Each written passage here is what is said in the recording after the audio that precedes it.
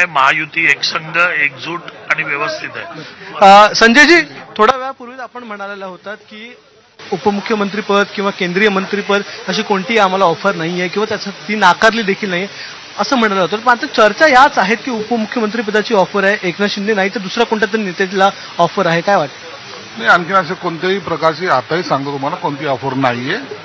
जर याबद्दलची काही माहिती जर आता लेटेस्ट काही प्राप्त झाली असेल तर ते शिंदे साहेब त्याबद्दल स्पष्टीकरण देतील.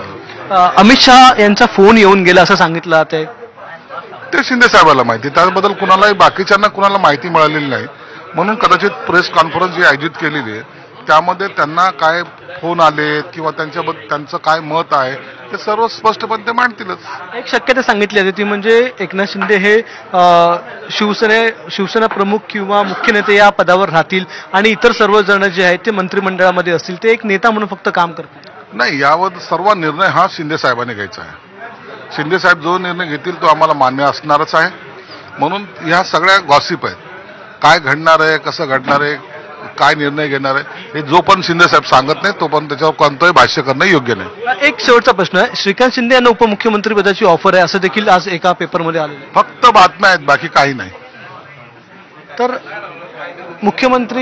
जेव्हा मुख्यमंत्री एकनाथ शिंदे यांच्या पत्रकार परिषदेला आता सुरुवात होईल, त्यांचे स्वीय सहाय्यक आलेले आहेत, OSD आलेले आहेत, सर्वजण आता इथे उपस्थित झालेले आहेत. काही प्रसारमाध्यमांना देखील आतमध्ये सोडण्यात आलेलं आहे आणि वाट बघितली जाते ती म्हणजे फक्त एकनाथ शिंदे यांच्या येण्याची. अगदी काही वेळात म्हणजे माहिती घेतली जाते किती जण आलेले आहे, किती प्रसारमाध्यमं आहेत, सगळ्याची यादी झाली.